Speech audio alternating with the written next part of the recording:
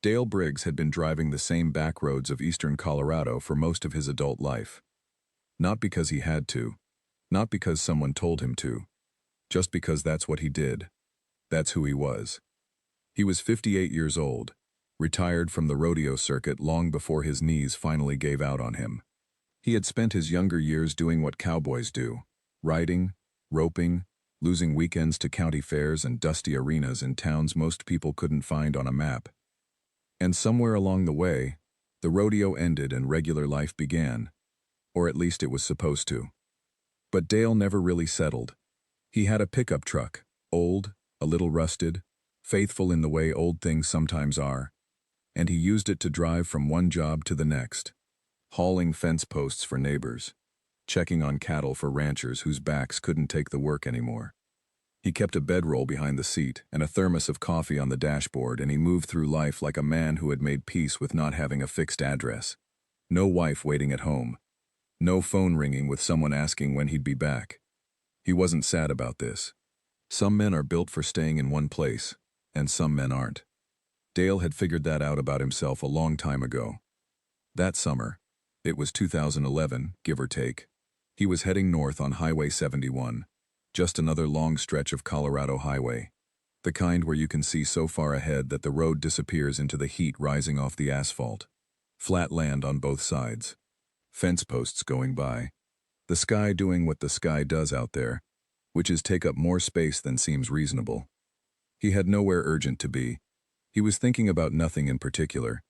The radio was on low, some old country station playing something he half knew the words to. And then he saw it. A car, nose down into the bar ditch on the right side of the road. Not crashed badly. No smoke. No broken glass across the pavement. Just tilted wrong. Sitting at an angle that said something had gone wrong and then stopped getting worse. The hazard lights were going. That orange blink blink blink that means someone needs help but doesn't know who's coming. Dale slowed down. He almost kept going. That's the honest truth of it. He slowed down and looked, and in his head he did what people do.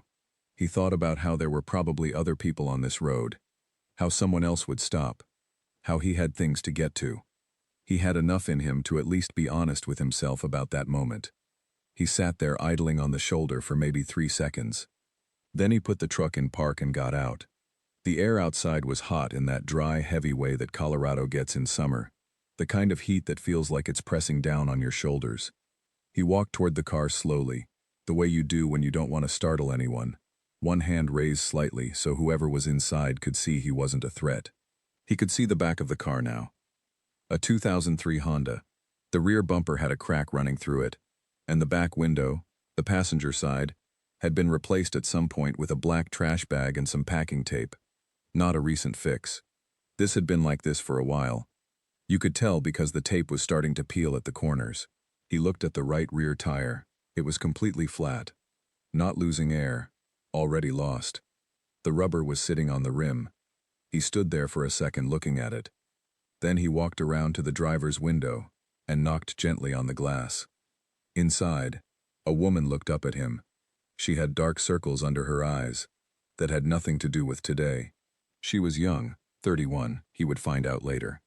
But she looked like someone who had been carrying something heavy for a long time, and had recently dropped it, and was still standing in the same position. Her hair was pulled back. Her hands were on the wheel even though the engine was off. She rolled the window down. He said hello. Asked if she was all right. She said she was fine. The tire just went flat. She said it like she was apologizing for it. He glanced into the back seat. 2 kids. The younger one, a little boy, maybe 4 years old, was asleep, with his head tipped back and his mouth open, completely unbothered by everything. The older one was a girl, maybe 9. She was watching Dale through the window with serious, quiet eyes. Not scared exactly, just watching, the way a child watches when they have already learned that watching is safer than reacting. He asked if she had a spare. The woman, her name was Carmen, looked at him for a second. Then she said no. She said she'd been meaning to get one. She said it quietly, like she knew how it sounded. He nodded, didn't make a face, didn't say anything about it. He just said, "All right." And then he stood there in the heat, looked back at the tire, and started thinking about what came next. He didn't know these people. He didn't know where they were going, or why they were on this road, or what their life looked like on a regular Tuesday. He just knew a flat tire and a car in a ditch and two kids in the back seat, and a woman who looked like she had already used up all the luck she thought she had. And he wasn't getting back in his truck yet. That was the moment. Not some big dramatic decision. Not something he would talk about later like it meant something. Just a man in a pair of cracked boots, standing on a gravel shoulder, looking at a flat tire, deciding without a lot of fanfare that he wasn't going anywhere just yet. He walked back to his truck and got his water jug, and took a drink and set it on the hood. Then he looked down the road both ways, the way people do when they're thinking. The highway was empty in both directions, just that long, flat stretch going north and south, heat shimmering above the asphalt, everything quiet except for the click, click, click of Carmen's hazard lights still going. He came back to her window. He said he was going to drive to Limon, 22 miles back the way he'd come, and see if he could find a tire. Carmen said she could pay him back. She said she had some money. She said she would definitely pay him back. He said yes, ma'am, and that he'd be back soon. He got in the truck. He drove south on 71 toward Limon. He had the radio off now. He was just driving and thinking about salvage yards and tire sizes, and whether 22 miles was going to take him 25 minutes, or 40, depending on the lights through town. He didn't think about the girl in the back seat watching him. He didn't think about how this would look later, or what anyone would say, or whether it was a good use of his afternoon. He just drove. Behind him, two hazard lights kept blinking in the heat. Click, click, click. Waiting. Carmen Reyes had been driving for 14 hours when the tire went flat. 14 hours. Albuquerque to eastern Colorado, with two kids in the back seat and everything she owned, or at least everything that mattered, stuffed into bags in the trunk and piled on the back seat around her children. She had driven through the night, partly because it was cooler, and partly because the kids sleep better in a moving car, and partly because she didn't want to stop anywhere she'd have to pay for a room. She was moving to her sister's house in Brush, Colorado. That was the plan. That was the whole plan. Her sister had a spare room and a job lead and enough patience for Carmen to get back on her feet. That was all Carmen needed right now. Just the chance to get back on her feet. Her husband had left in February. She had been dealing with the math of a single income ever since. Rent, groceries, the kids' things, the car that needed this and then that, and then the back window which got cracked by a rock on the highway, and she couldn't afford to fix it properly, so she used a trash bag and tape and told herself it was temporary. Temporary turned into 6 months. She wasn't telling anyone any of this. Not yet. Not to a stranger. So when Dale knocked on her window and asked if she was all right, she said yes. She said the tire just went flat. She kept her voice steady and her hands on the wheel, because that's what she did now. She kept things steady even when they weren't. He was tall, older, boots that had seen a lot of ground. He had a hat that looked like it had been in some weather. He didn't make her feel like a burden, which surprised her a little, because a lot of people had been making her feel like a burden lately. He asked about the spare. She told him no. She watched his face. He didn't react the way she'd braced herself for.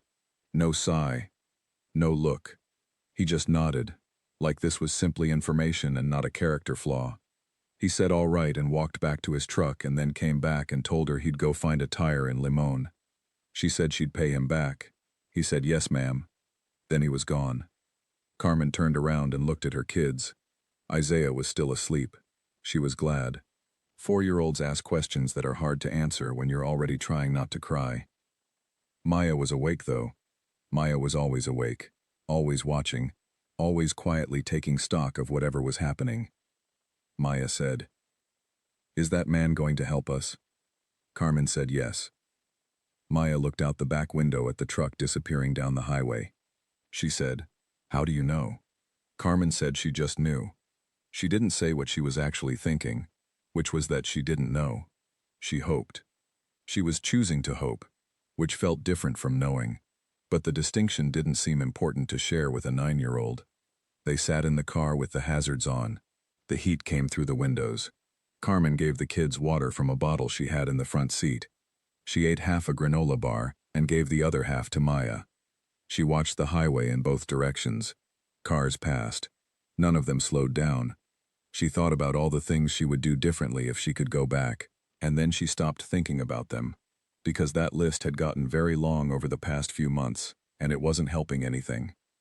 About an hour and 10 minutes later, she saw headlights coming south on the highway, then the shape of a pickup truck. Then it slowed down and pulled in behind her, and Dale got out with a used tire in the back. He had found a salvage yard in Limon. The tire wasn't new, it wasn't fancy, but it was the right size and it was full of air, and that was what mattered. He got his jack out. It was an old floor jack and it complained every time he cranked it, making a kind of metal groaning sound that Isaiah woke up to. The boy looked out the window at Dale crouching by the rear wheel, and then looked at his mother.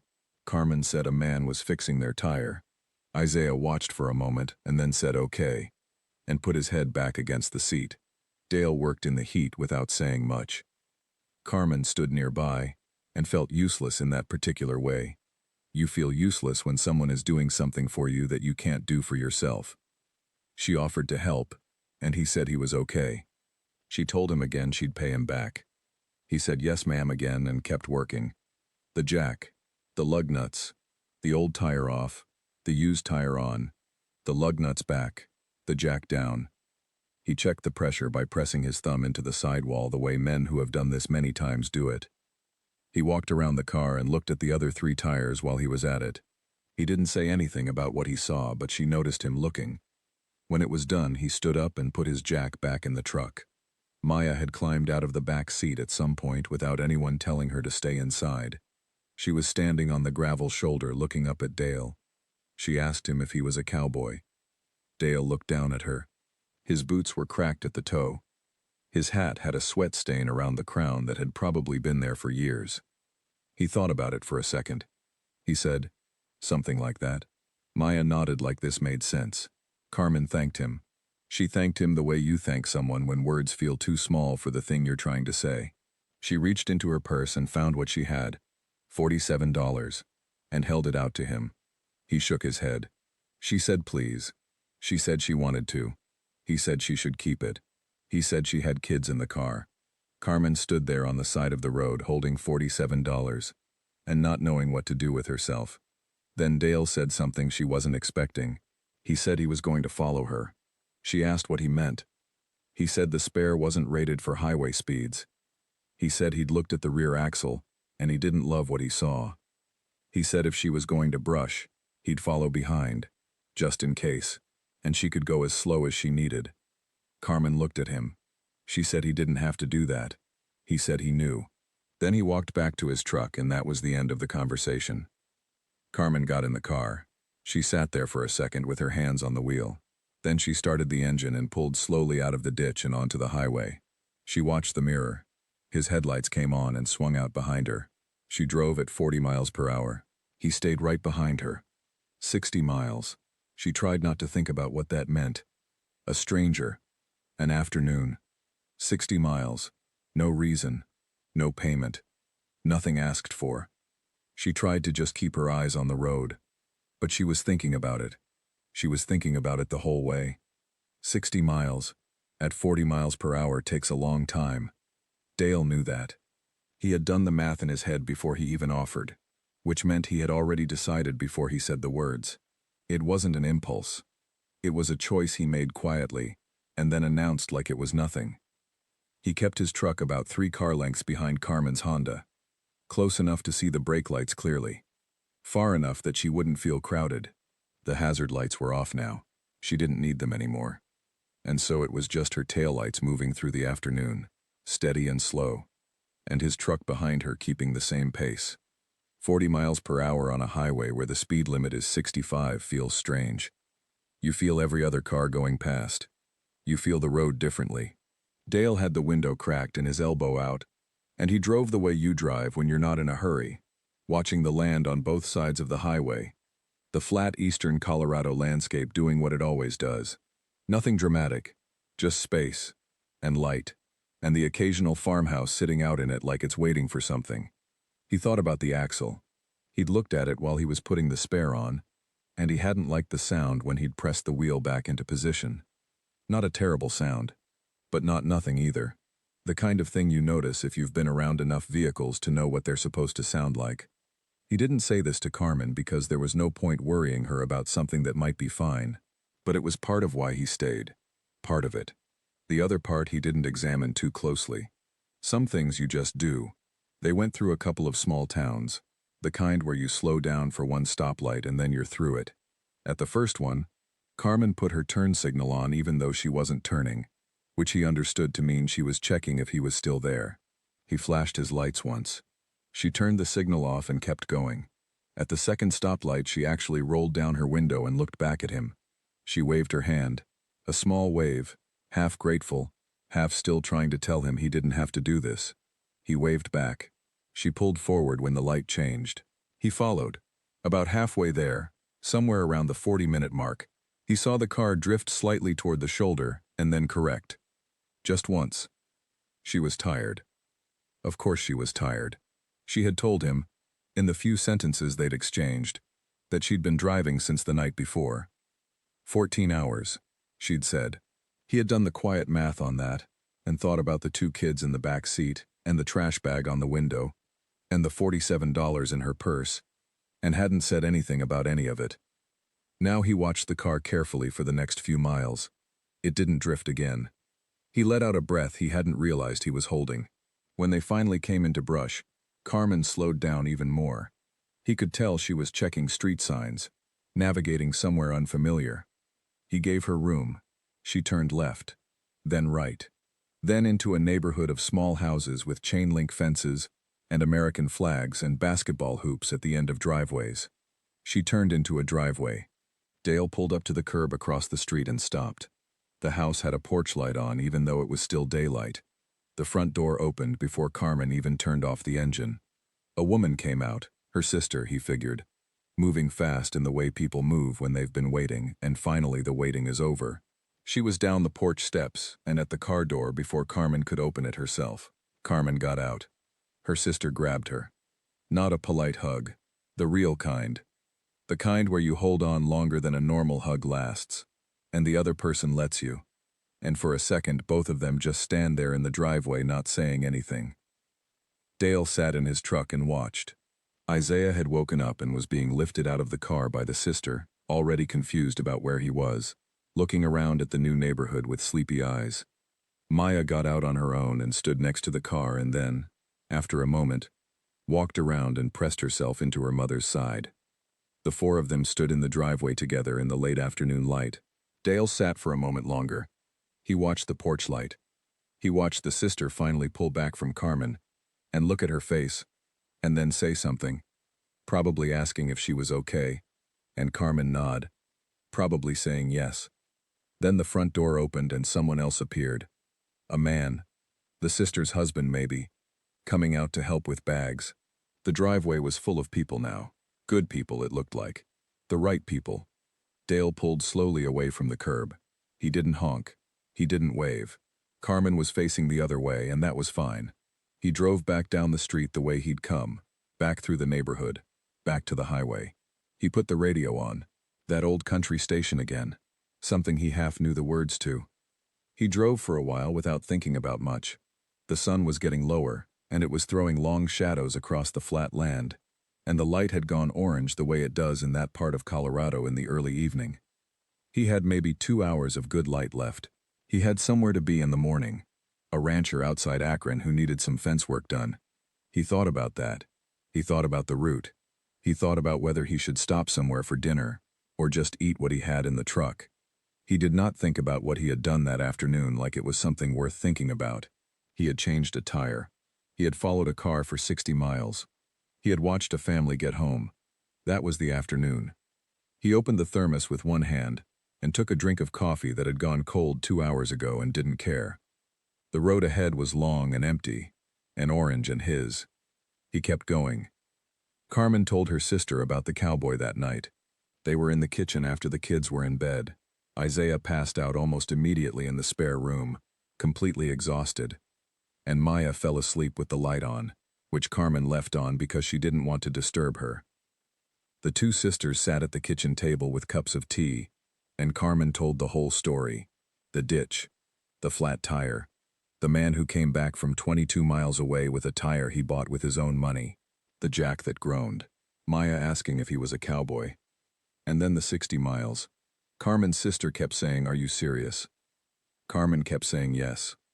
When she got to the part about the 60 miles, the 40 miles per hour, the checking the mirror, the light flash when she turned on her blinker, her sister put her cup down and just looked at her.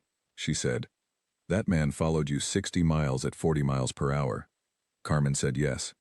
Her sister shook her head slowly. She said, "I have to put this on Facebook." Carmen said she didn't even know his last name. Her sister said it didn't matter. She typed it out on her phone right there at the kitchen table. Not a long post. Just a few sentences saying what had happened. A woman and her kids stranded on Highway 71. A retired cowboy who stopped, bought a tire, changed it in the heat, then followed them all the way to Brush, just to make sure they got there safe. She said if anyone knew who this man was, tell him thank you from a family he didn't have to help. She posted it and put her phone down and they kept talking. By the next morning, the post had been shared 200 times. By the afternoon it was over 1,000. Carmen didn't see it at first. She was busy, settling the kids in, unpacking, helping her sister's husband move furniture around to make room, trying to figure out the next few weeks of her life. She wasn't on her phone much. She was doing the quiet, practical work of starting over, which requires a lot of small decisions made in a row without much space to breathe. Her sister came and found her in the spare room where she was making up the bed. She showed her the phone. Carmen sat on the edge of the bed and read the comments, hundreds of them. People saying this made them cry. People saying this restored their faith in something. People sharing their own stories about strangers who stopped. People asking who the cowboy was. She didn't know what to do with any of it. Then, 2 days later, a local news desk in Fort Morgan, a town about 30 miles from Brush, sent a message through Facebook. A reporter named Jennifer Chavez had seen the post. She wanted to know if she could ask Carmen a few questions. Carmen wasn't sure, but her sister said yes, talk to her, it's a good thing. So she did. Jennifer Chavez asked Carmen to walk her through everything, which Carmen did, slowly and carefully. Jennifer took notes. Then she asked if Carmen had any way of reaching the man. Carmen had a phone number. He'd written it on a scrap of paper before he drove away, just in case the car gave her trouble on the road, he'd said. She hadn't thought much about it at the time. It had just seemed like the kind of thing a careful person would do. She gave Jennifer the number. Jennifer called it that afternoon. Dale answered on the third ring. Jennifer introduced herself and explained about the Facebook post, and said the story had gotten a lot of attention, and she'd love to talk to him for a few minutes. There was a pause on the line. Dale said he was a little busy. Jennifer waited. He said he supposed he could talk for a minute. She asked him what had made him stop that day on the highway. He thought about it for a second. He said he just saw a car in a ditch. She asked if he knew the family at all. He said no. She asked what it felt like to be getting all this attention for what he'd done. He was quiet for a moment. Then he said he hadn't heard about any attention. He said he'd just changed a tire. He said he figured anybody would have stopped. He said he hoped the family was doing okay. Jennifer said they were doing well. He said that's good. That's real good. Then he said he had some fence work to finish, and he should probably get back to it. Jennifer wrote the story. She kept it short and honest. No dramatic language, no big conclusions. Just what happened on a highway in eastern Colorado on an ordinary afternoon. The tire, the 22 miles, the hour and 40 minutes, the 60 miles home. It ran on a Thursday in the local paper. By Sunday, it was in the Denver Post. By Monday, the Associated Press had picked it up. By Wednesday, a segment producer for a morning television show in New York, a woman who had been in this business for 20 years and said she had a weakness for what she called real decency, reached out about doing a short piece. The piece aired on a Friday morning between a cooking segment and a weather update. 40 seconds of Carmen talking to camera, a photograph someone had found of a man in a hat standing by a pickup truck on a rural road. Not confirmed to be Dale, but close enough to the image people had in their heads. And a quote from Carmen that Jennifer had written down in her notes. Carmen had said, He didn't stop because he knew us. He stopped because he saw us. The producer loved that line. She put it at the end. Dale did not see the morning show. He was somewhere outside Akron, putting in fence posts. His sister, back in Los Animas, called him that Friday afternoon and said she'd seen him on television. He said he hadn't been on television. She said, well, someone who sounded a lot like him was on television. He said he didn't know what she wanted him to do about that. She laughed. She said, nothing. I just wanted to tell you. He said, okay. He said he'd call her Sunday. He hung up and went back to the fence. The posts needed to be in before the light went. Carmen wrote him a letter. Not an email. Not a message. A real letter. Paper, pen, envelope, stamp. She sat at her sister's kitchen table one evening after the kids were in bed, and she wrote it by hand, and it took her longer than she expected, because she kept stopping and starting and crossing things out and starting again. She had gotten a P.O. box address through Jennifer Chavez, who had gotten it through Dale's sister in Los Animas. It was the only address anyone had for him. She mailed it without knowing if he checked it regularly or if it would just sit there. She mailed it anyway. She wrote about the ditch. She wrote about the moment she saw his truck come back down the highway with the tire, and how she had let out a breath she didn't realize she'd been holding for 14 hours. She wrote about Maya asking if he was a cowboy. She wrote about watching her mirror for 60 miles, and what it felt like to see his headlights still there every single time she checked. Then she wrote the things she'd been trying to figure out how to say. She wrote, "You didn't have to follow us. That's the part I think about." She meant it simply, the way she wrote it. She wasn't trying to make it into something poetic. She was just telling him the truth of what had been sitting in her chest since that afternoon on the highway. The tire she understood. People help with tires. But 60 miles. 40 miles per hour. Following someone the whole way home just to make sure the light came on. That was something different. She didn't know what to call it. She just knew it had mattered in a way that was hard to put into words, and she was trying anyway. She sealed the envelope and put it in the mailbox, and didn't let herself think too much about whether he'd write back. He did. It came about 3 weeks later. A plain white envelope with her name on it in handwriting that was large and slightly uneven, and pressed hard into the paper. The kind of handwriting that belongs to a man who doesn't write many letters and when he does, means it. She opened it at the kitchen table, while Maya was at school, and Isaiah was watching cartoons in the next room. He wrote that he appreciated her letter. He wrote that it was kind of her to send it, and he meant that. Then he wrote something she hadn't expected. He wrote about his mother. He said she had been driving alone on a highway in 1974, when her car ran out of gas. He said she was in her early 30s then, about the age Carmen was now, he figured. He said it was evening, and the road wasn't busy, and she pulled over and turned on her hazard lights and waited. He said cars went past for 2 hours. He said he had been 11 years old, in the back seat. He had sat there with his mother and watched headlight after headlight come and go in the dark. He remembered counting them for a while and then stopping when the numbers started to feel like something he didn't want to know. Eventually, a man stopped. A farmer, his mother had said. He drove them to a gas station and drove them back, and didn't take anything for it, and they never knew his name. Dale wrote, "I just didn't want to be the car that kept going." That was all he said about it. One sentence. He didn't explain it further. He didn't connect it to what had happened on Highway 71, or draw any lesson from it. He just wrote it and then moved on to asking how the kids were doing and whether she had gotten settled in brush all right. Carmen read the letter twice. Then she folded it carefully and put it in a drawer in the kitchen where she kept things she wanted to keep. Months passed. Things settled into a shape that felt livable, then gradually felt like something more than that. Carmen found a job. A real one. Office work for a trucking company in Fort Morgan. She drove 25 minutes each way and didn't mind it. The car got new tires, both rear ones. She paid for them herself on a Tuesday afternoon at a shop in Brush, and felt something she hadn't felt in a while when the mechanic handed her the receipt. Maya started 4th grade. She made a friend named Lily on the second day of school and came home that afternoon talking so fast her sentences ran into each other. Carmen stood in the kitchen listening to her and thought, there it is. There's where we land. Isaiah started asking questions about the cowboy. Not all the time, but sometimes out of nowhere, at dinner or in the car. Or once at a grocery store in the cereal aisle for no particular reason. He would bring him up.